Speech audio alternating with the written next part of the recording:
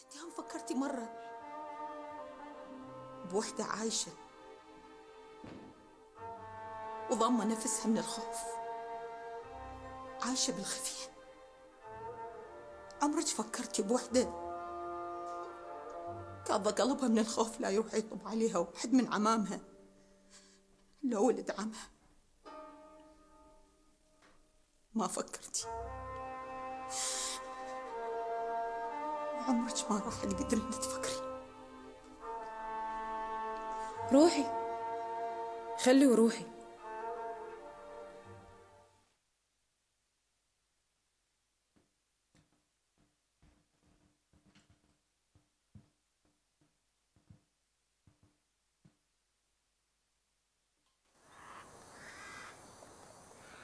ولا اكو عزاء اتعس من هذا العزاء.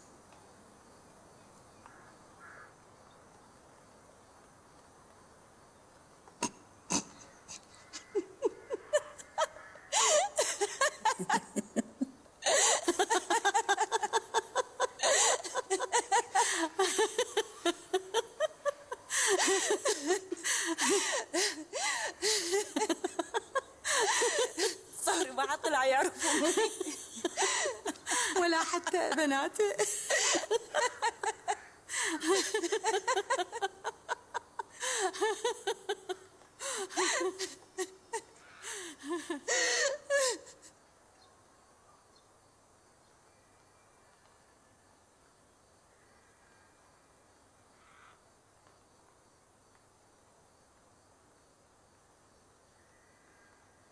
غنيمة اوفيني، خليني لوحدي. البكي زين إلك، ابكي عليه.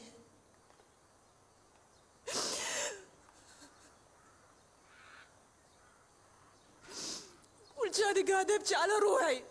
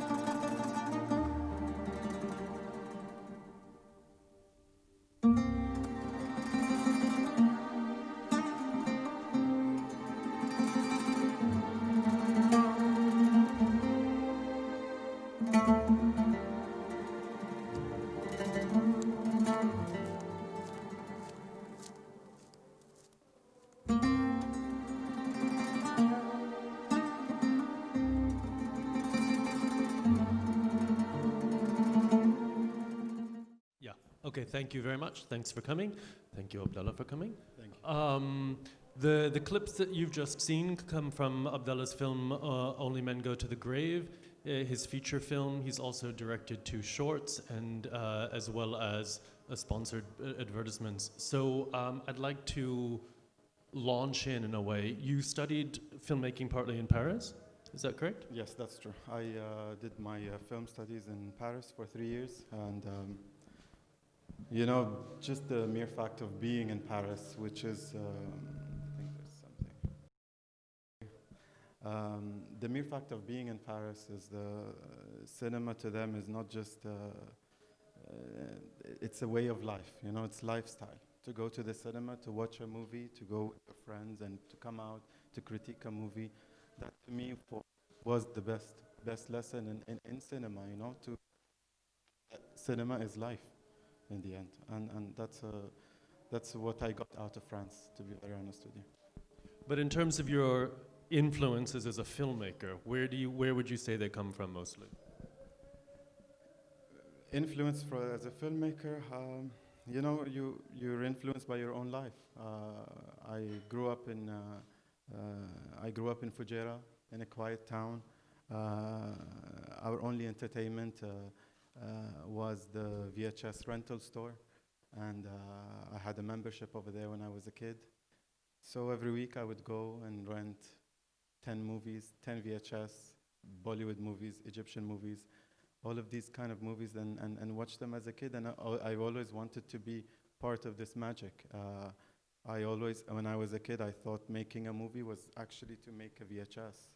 So I had no idea what it was. So I learned to travel as a kid through the movies, and really that was my influence and inspiration. Only Men Go to the Grave is a very, it's a remarkably structured film, visually structured. I mean, you saw in the first clip the way that you position the mirror on the right-hand side where she acts almost as if, almost off-screen, but her presence is there as if she's almost a spirit as well as somebody who's within the frame elsewhere as well. Also, the storytelling is quite elliptical. And is there an Emirati way of storytelling? What a nice question. Is there an Emirati way of storytelling? Well, I am Emirati, so I guess this is my way of storytelling. And I believe when you make a movie, you have to pay attention to the 7 elements of making a movie. You know, a movie is not just poetry, which is the script. It's not just choreography, which what you see on the screen. It's not architecture, it's what you see in the frame. It's all of that all together. So I have a chance to tell a story in such a limited time. So every frame for me was, how can I get the story across through all of these elements, through the music, through all of that. So for me as a filmmaker, that was very important way to tell the story.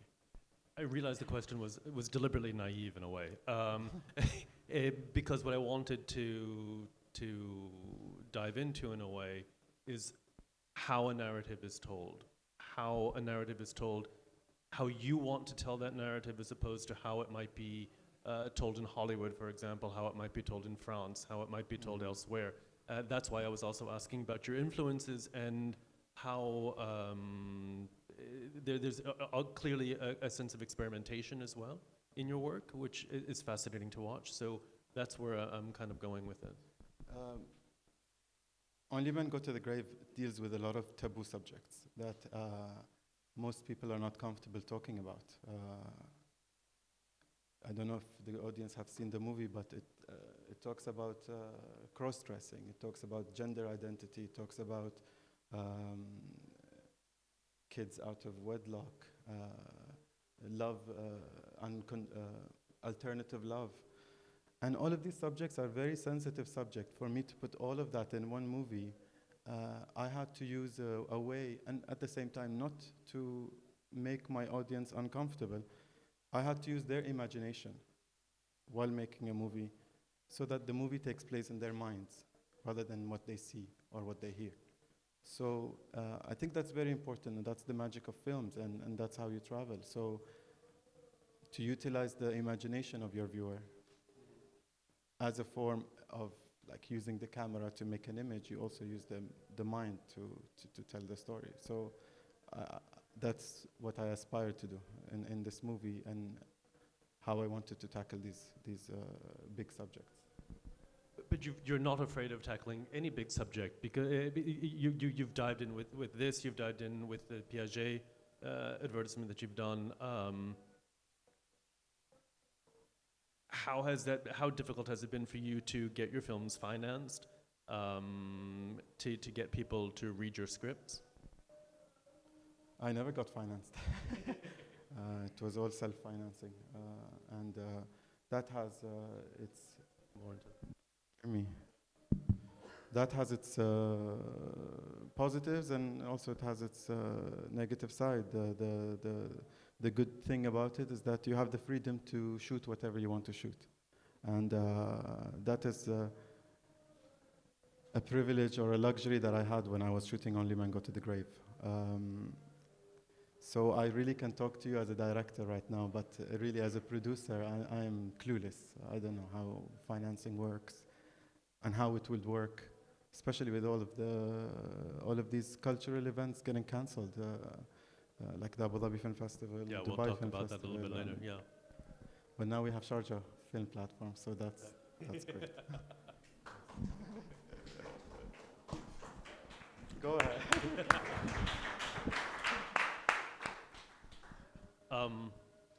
And in terms of distribution of the film, it played at the Dubai International Film Festival, and then where did it go after that? I didn't even think it was going to get shown, to be very honest with you. I was surprised from all of the support that I got from the Dubai Film Festival. Not only they showed the film, we were able to win the prize. And from then on, because really my movie was as independent as a movie can get. I had no distribution deals when I was shooting. After that, I got picked up by Mad Solutions, and it's a boutique distribution house in Cairo, and they deal with most of the art house movies that come out of the Middle East. So I was very lucky. It was surreal actually to be in their scope of work. And then we were screened also on Emirates Airlines. We just got picked up by NBC to be shown on Shahid platform. We have discussions now with Netflix. So it's done quite well for a movie that's independent. Even it had it run in the cinemas. It was released in Vox cinemas. Although some countries in the Middle East banned the movie from getting screened. So I'm very fortunate that the movie got released here. And in the end, when it gets banned, it means that people are talking about it, and that also helps in other ways. Hopefully. You mentioned, of course, the difficulty. Well, we just touched on the difficulties with the filmmaking landscape here in the Gulf now, with the absence of the Abu Dhabi International Film Festival, absence of Dubai International Film Festival, Gulf Film Festival. How do you see that as having affected the support within the country for filmmakers? It's affected it massively, you know. These film festivals is where we give life to our movies. You make a film for it to get screened in the end. And without that kind of platform, you're just making a movie for yourself. And it's thanks to these film festivals that we came together, met producers, met writers, met financiers, and got our projects going. So it, as a filmmaker, as an artist from here, it makes me quite sad, to be very honest with you. There's been quite a debate about what the effects of the festivals were in terms of how it generated an audience, how it developed an audience within the Gulf. Can you talk about that a little bit? How did you see that has there been a lasting impact for the short time that they were around in terms of developing an audience for art house cinema? Of course, Dubai Film Festival was running for almost 15 years. 15 years they've been having successful runs, and it was the place to go to around the world to watch the latest Arab movies. And so of course they did an audience. It gave a prestige also to Dubai, and I just hope that it gets, but it hasn't been cancelled. I hope it has a running in December, they say. Yeah, they say every other year, but the question is, can it really be a relevant, I hate that word, festival if it's only every other year? Really, that's a question for them. For me, I'm on the other side. I'm with you, you know. I'm a filmmaker. I make a movie and I go and show it to them. So I always trust that they will always be there for us to come and show our work. You're clearly separating yourself and away from the industry. Is that because that gives you more freedom to develop your own creativity? Are you interested in making more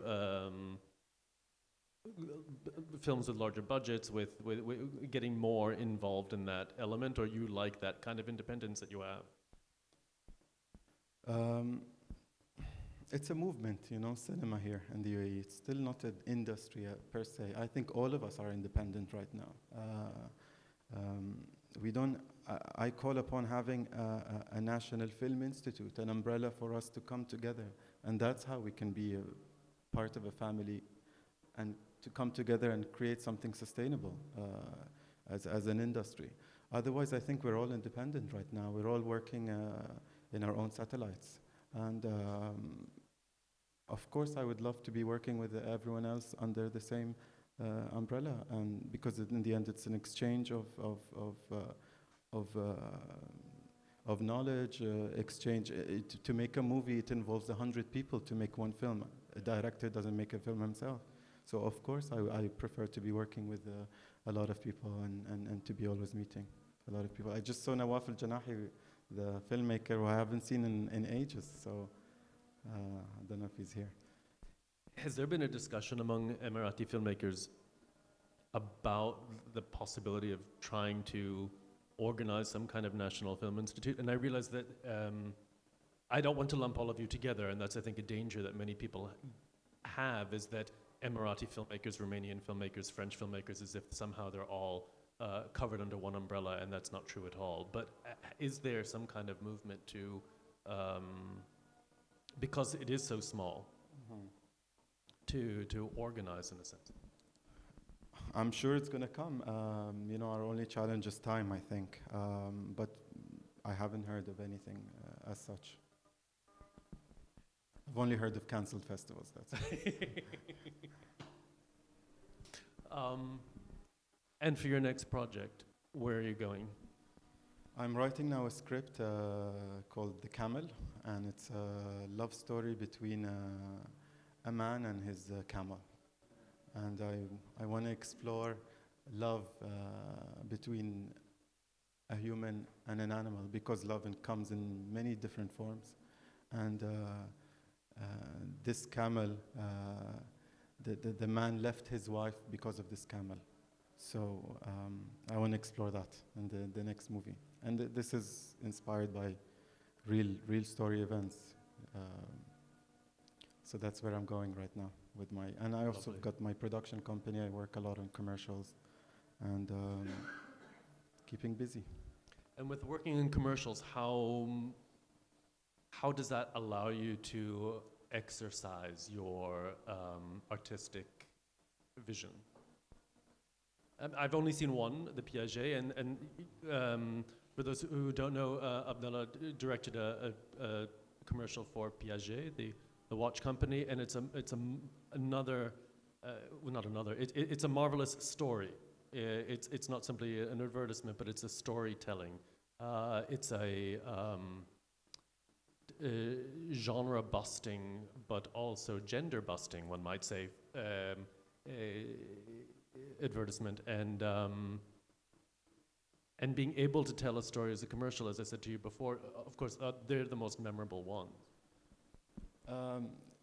You know, commercials are becoming very sophisticated now. The audience are becoming very sophisticated too. And then you have a brand like Piaget, and Piaget's clientele are extremely sophisticated too. So they expect to see something that is out of the ordinary. So I'm very lucky to be actually asked to do commercials, branded short films, and to talk to their audience in a way that they understand, rather than just basically try to sell something to them. So I think it's an interesting time to be working in commercials, because they're starting to believe in the director more than just the producer. So that's I think where the industry is going. And I work in branded short films. That's really what I do. But which are themselves is a form of narration, it's a form of storytelling, which you're continuing. Absolutely. It's the brand in the end is a character that you have to incorporate in your script. So it's challenging for the mind, and also it's great to work with budgets, and so that's another plus to it. And those you're not doing the scripts for those, or those also are your scripts? They're my scripts. Okay. Yeah. And how long do you spend generally working on them? On the script, depends really. The Only Men Go to the Grave took almost 5 years for me to do the whole thing. The Piaget, I just wrote it in an hour. Really? So yes, it really depends. It just comes right then and there, and if the timing is right and the computer is in front of you, you can write it. And the camel story as well, or that's taking longer? The Camel is inspired by a book I read, a few books actually. And I think not many people know around the world about life of people in the desert. And I think this is what I want to achieve in this movie, is to portray or to show the world how life is so rich in the desert. And I'm still in very early stages, so I don't know where I'm going to go with the script, but I know it's a desert film that's going to come out the next time. Do you feel any kind of responsibility as an Emirati director to present a more open idea of the Emirates? You just said now the idea you want to show people life in the desert and how rich it can be. Outside of the MENA region, even within the MENA region, there's a stereotype, of course, of what is Emirati. That a few directors have been pushing those boundaries. And you're talking about camels, of course, made me think of Najum El Ghanim's lovely documentary. Yes. But do you have that, is that something that weighs on you, that idea of, I need to project a more expanded understanding of who we are?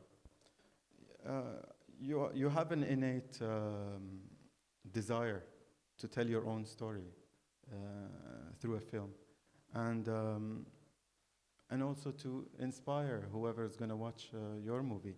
In the end, if you want to come and watch an Emirati film, I have to add to you to make you to come out of this experience with something inspiring, and I think this is what I really want to do, and is really to tell my story as an Emirati, as a filmmaker. So when you're making a film, you're not really, or when you're writing a film, you're not really thinking about the audience so much as what you feel you need to be doing, and then giving it as a gift to the world, hoping that they'll open themselves up to it. Absolutely. You know, when you're working on a feature film, it's like you're having a child, and you have to be living with this child for a long time, and you have to make sure that this child, you can love it till the end. For me, Only Men Go to the Grave, I lived with a funeral for 5 years, so I don't want to do that experience again. I want to have something that can really keep me and my perspective focused. And I think there's nothing more beautiful than a camel for me to really not lose perspective. You say you lived with it for 5 years, you have to live with your baby for 5 years, and earlier we discussed about your producer, and that's another person you have to live with for basically 3 or 5 years. And can you talk a little bit about your collaboration with this producer? Yes, my producer for Only Men was, his name is Farshad Mahmoud Furush. He's actually come from the art world. He's a film enthusiast. He has no experience in film production, but he's got a strong vision, and he's from Iran. And that's how really I got to meet him and shoot the film over there, and he facilitated the whole thing for me. And I think that was, as I was telling you earlier, one of the things that I'm really proud of this film is that it brought a lot of people agreeing on one thing and making one body of work, where we all come from different parts, where there are some conflicts and people, and so an Iranian crew, an Emirati director, I had actresses from Iraq, all come together shooting in Iran, and that doesn't happen every day, you know. And I think that's the beauty of cinema, is that it can bridge cultures together, and at least in art we can agree. And you said he comes from the art world, so did you feel also that gave you the confidence to pursue your artistic vision as you wanted to take it to the final degree. Yes, because in the end, you put a lot of trust in your producer that he can carry on your vision till the end, and he absolutely did. And he was actually pushing me, as I was afraid most of the time to shoot many of the scenes. I was a bit skeptical. I wanted, in the end, to make a movie to be screened, not just a movie that gets just for myself, you know. And he was the one telling me, go all the way, go all the way. You have good intentions with this movie. And I did it, and I really, I did Kushk before with him. That was a test, it was a short film. So I look forward also to working with him on the next movie. What was it that was holding you back? You said you needed him to sort of tell you, no, go with your vision, it's okay. What was stopping you from fully realizing it? You know, I always say about perspective and losing perspective, and it's very easy to lose it in the whole process of it. It's so long that in the end you start to question yourself, what am I doing? Why am I doing this? Why am I shooting this? And then in these moments you need someone to kind of anchor you and tell you, okay, this is what you're doing, this is where the film is going. And I was afraid really from these moments of not living up to the trust that all of these crew members, all of these cast, all of these people that were involved in the project, that put the trust and confidence in me, and to make a good film at the end. So that was really what I was really afraid of. Going back to thinking about the first clip that we saw and how you use space, I'm wondering if you could talk a little bit about that, how you envision using the frame of the film to bring out elements, both within the narration, within the people themselves, within the characters themselves. How are you using this?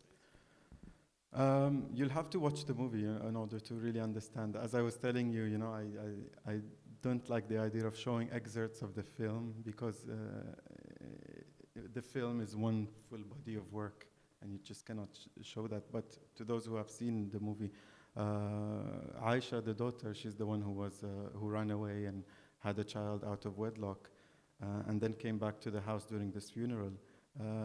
To them, she's dead. You know, she has killed herself. If she was found by her family, they would kill her. So that's why I wanted to show her as a spirit, as if she's not there, as a reflection, as a thought, rather than her being physically there between all of the other women. But that's my interpretation. In the end, I prefer to hear the interpretation of the viewers. Mm-hmm. And is it? It's a very female-focused film, extremely so. Not just in terms of characters, but also the way that you group the different actresses together, the geometry of it as well. Mm-hmm. It sounds like that's not something that you're continuing in your next film. I mean, this isn't something that you're thinking, I always want to make a female-centric film. It's because women, I grew up with strong women. My mother was a strong woman, and I like to honor women if I can in my films, because I think in Arab cinema we always see women as a victim, as a weak character, and that's not the woman I knew. And I like to show strong women, and my movie was really about all of these strong women with conviction and wanting to do something in their lives, because women are our mothers, they're half of society, and they're equal to men, and I think they should be like this in the Middle East. If I can do that in my own way, my little way, then why not? Absolutely.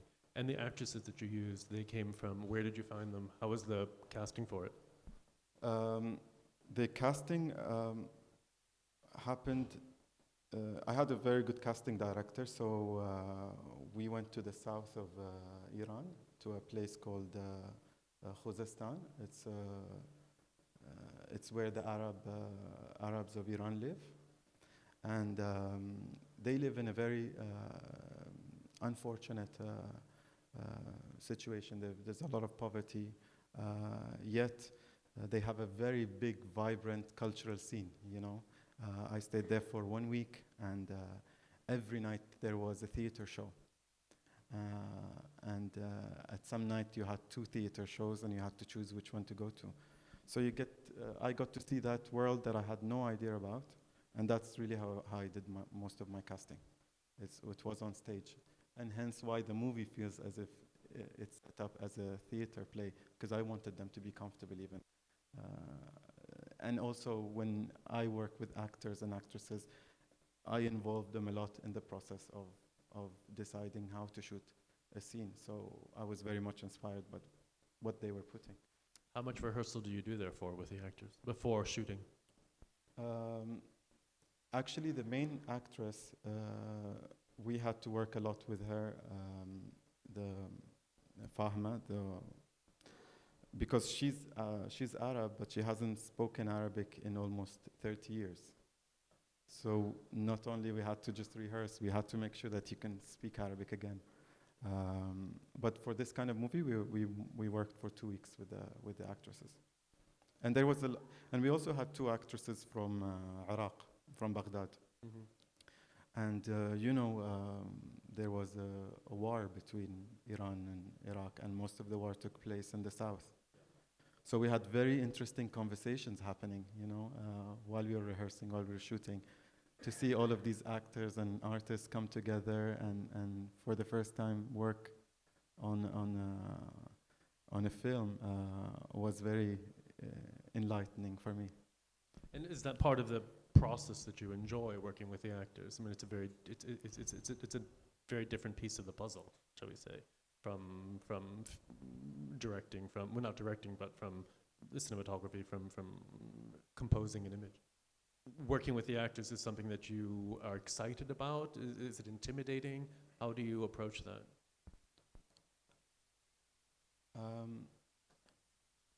No, it's part of the whole thing. I love the whole thing, when I cast, I try to cast as close as I can to the character. So I was mostly looking for people who live these lives, and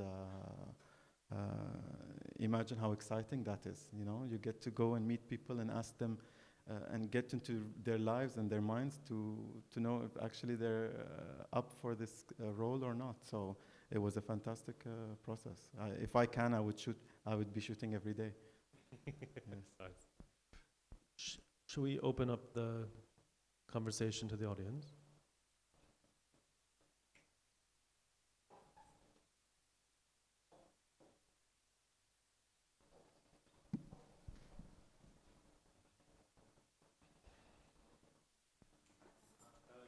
In the back first, and then yeah.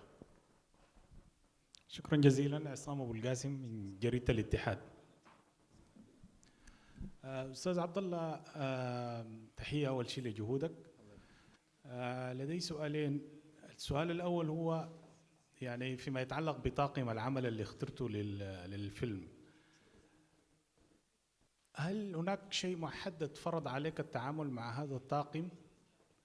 بمعنى يعني لماذا لم تتوجه إلى فرق عمل موجودة في الإمارات؟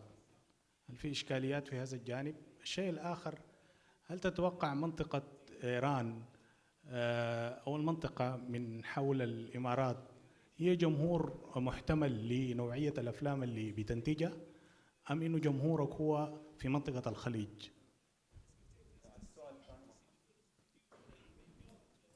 السؤال الثاني هو جمهور الأفلام التي قمت أو ستقوم بإنتاجها أين يقع؟ يعني في منطقة الخليج أم في مختلف أنحاء العالم؟ يعني هل تتوجه لجمهور محدد؟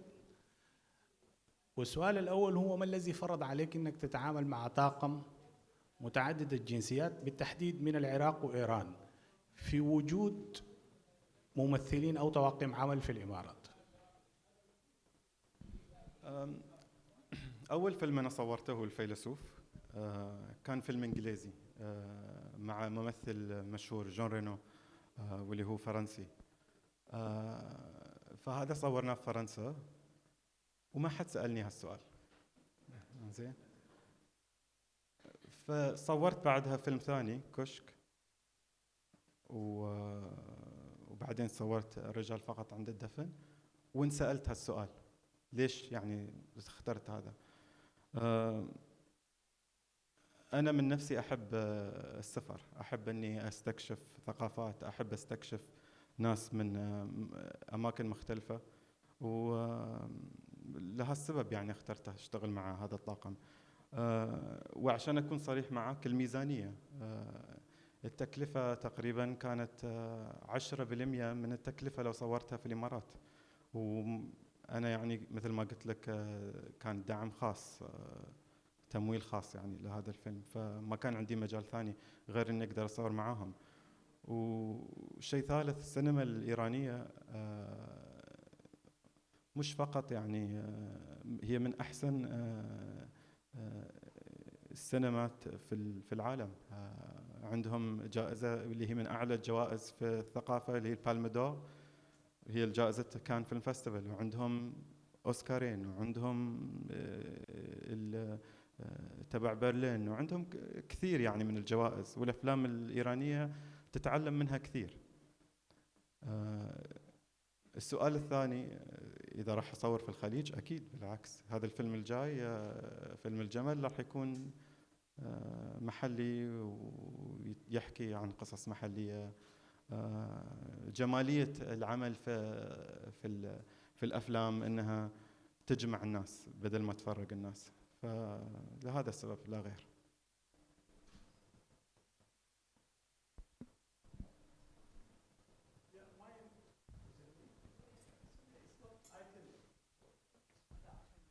Okay.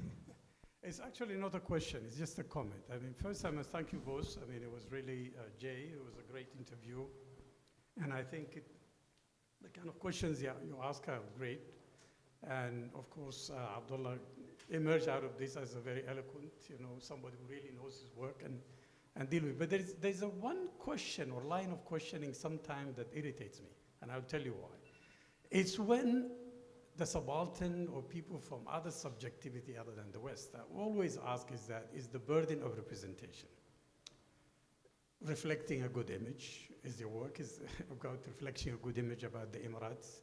The kind of question also Isam asked about the audience and others, because I believe this question has been tackled a long time ago. Langston Hughes, in a very well-known article called The Negro Artist and the Racial Mountain, and he addressed black and white at the time, is that because there was always a burden of representation that you have to reflect a good image, or you have to, and Kobina Mercer expressed it in his essay that's actually had the title of Burden of Representation. And it's a question that's never asked of other filmmakers.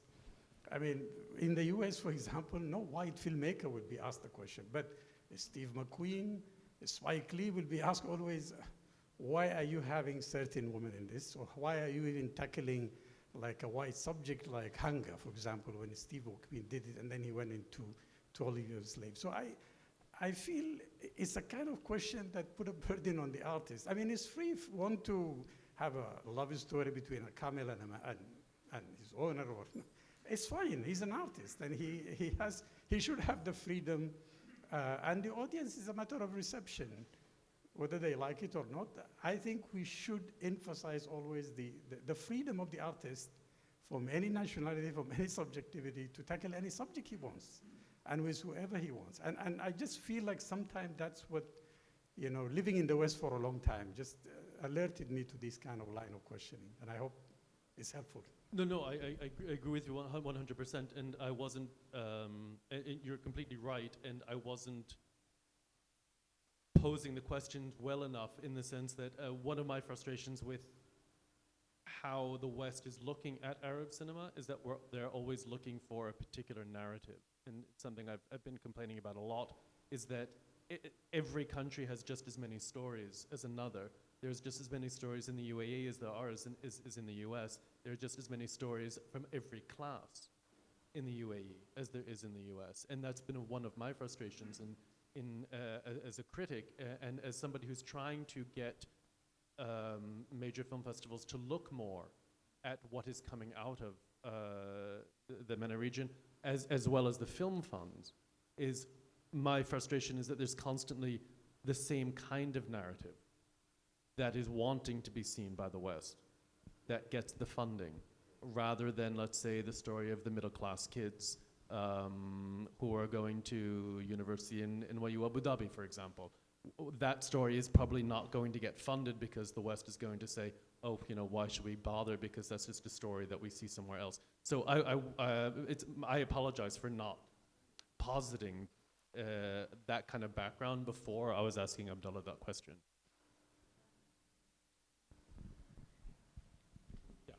Hi, I know it's actually a comment. It's an extension for what he said. That that also it has another representation, that you have to represent something, is a problem in the Arab world, because you talk about funding, but the other thing, why does he need to represent Emiratis? He represents himself, and that's our problem. Like a Jordanian filmmaker or an Emirati has to represent their country. But what if they just, want to represent their own vision, their own story? And this puts a lot of burden on the artist, because suddenly, if you say something that does not go with the lines of what should be Emirati or what should be Jordanian or whatever, you'll be judged. And in this way, that some artists would need to start censoring their own stories and their own selves. And people don't get asked this question outside. Like if you're an American, nobody would come and ask you, how do you see yourself as an American filmmaker, so it's an extension. Yeah, do you want to address that? There's nothing to add. She's completely right. She's completely right.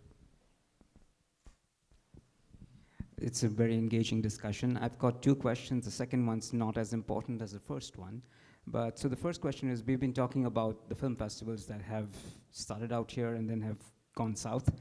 As a filmmaker and as a very enthusiastic one, I don't mean to patronize you, but what would be your advice now to Sharjah Film Platform to make this a sustainable initiative?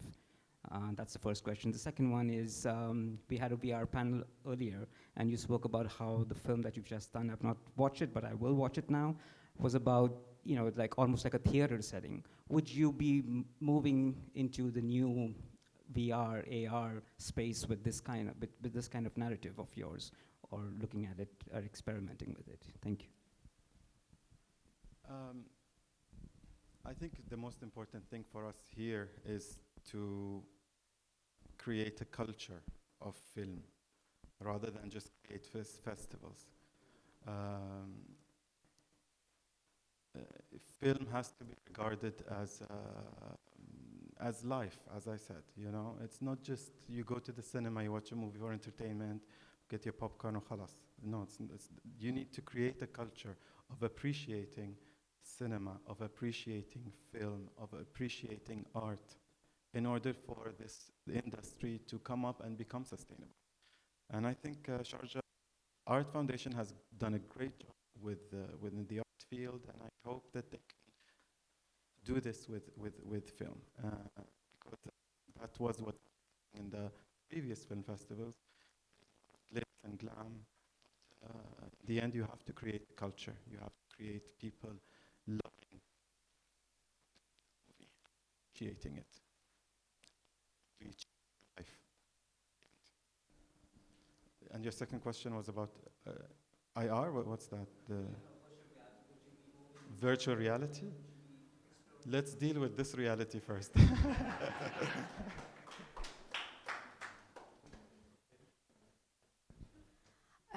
You talked about earlier how it's a movement versus an industry, the film movement, sort of film industry, and it's something I've been hearing many other directors say here, and how everyone's working independently. And what will it take for it to change from a movement to an industry, and I know you said perhaps a national film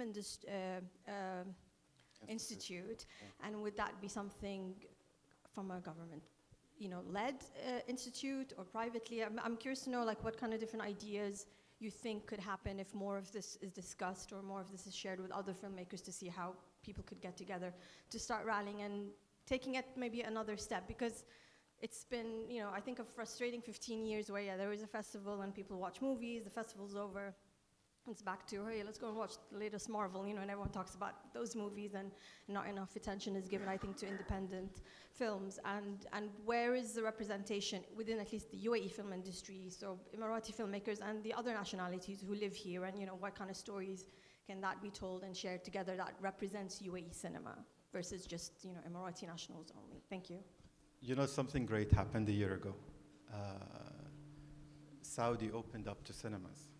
So we have access to 35 million Khaliji viewers. And I think this is going to translate very well into cinema industry here and Khaliji industry as a whole. So in the end, to create an industry, you need demand and supply. So now the demand is higher for Khaliji cinema. And I think a movement means moving forward, and it takes 15 years. I think at least we're moving forward. Our only challenge is really time. But I really call upon creating a national film institute here in the UAE, because I think it's about time that we can get the support to make the movies that we want to do without compromising our vision. If you let this industry in the hands of producers, I can guarantee you there's not many art that's going to come out. It's when you do a film when you're free from the thought of making something profitable or for commercial gain, which is great at the same time. But if it's solely for that, you really compromise on the artistic vision of a film.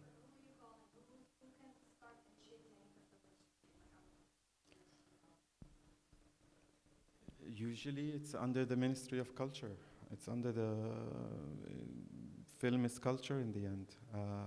But really that's not for me to say. I have no idea. But it should be under the Ministry of Culture, I think. Yeah.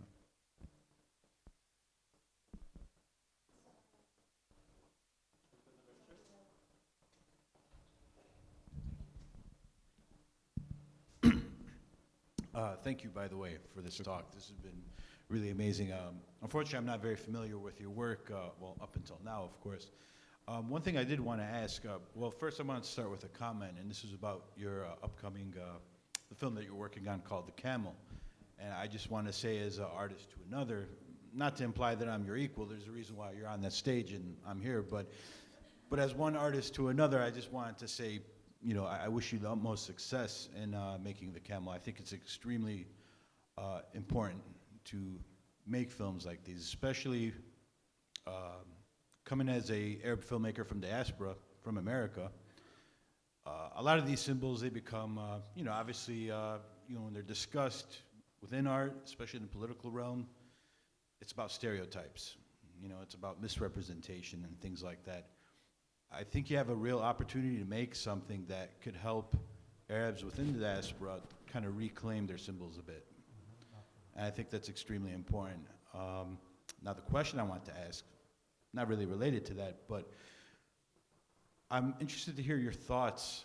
You've been making film long enough, obviously, and you've gotten to see the way the technology has supposedly, I don't know how real it is, but how the technology has allowed to democratize the filmmaking process and also the distribution of film with things like Netflix and obviously digital video technology and whatnot. I'm wondering, what are your thoughts now? Looking back, there's still obviously very big challenges that comes with making films in the Middle East. I'm wondering what your thoughts are on these kind of emerging technologies, you know, things like Netflix becoming more and more pervasive in households around the world, not just in the United States. I'm also wondering, what are your thoughts about the filmmaking process, you know, now that we have DSLRs and iPhones that almost could shoot footage that you could intercut with things like the Red camera? You know, my first film, I shot it on a 35 millimeter, and that was an experience because I couldn't shoot.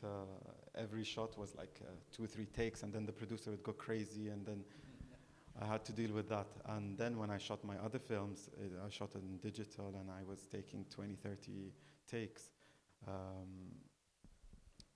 But I think that's fantastic. Technology is changing. It's becoming easier. It's becoming more democratized. But that, I think that doesn't mean movies are becoming better. In the end, it's an artist who makes the movie, really not the equipment and how high-tech it is and all of that. Absolutely. Although, I don't know, let's see, because all of this happening with the mobile phones and all of that, this is only the last 10 years. Let's see what's going to come out in 10 years or 20 years when all of these kids are at the age of making movies. Let's see what their vision is. But I don't know how to use the cameras. It's okay.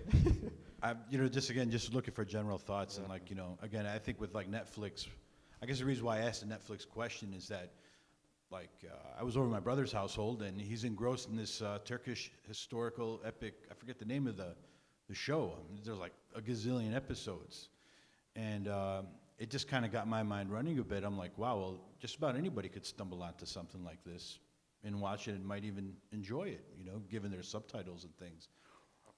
So yeah, I guess that's what I was asking, is more about thoughts like that, potential of this type of technology. So, Thank you. That's all we have time for, Abdullah. Thank you very much. Thank you for coming. Okay.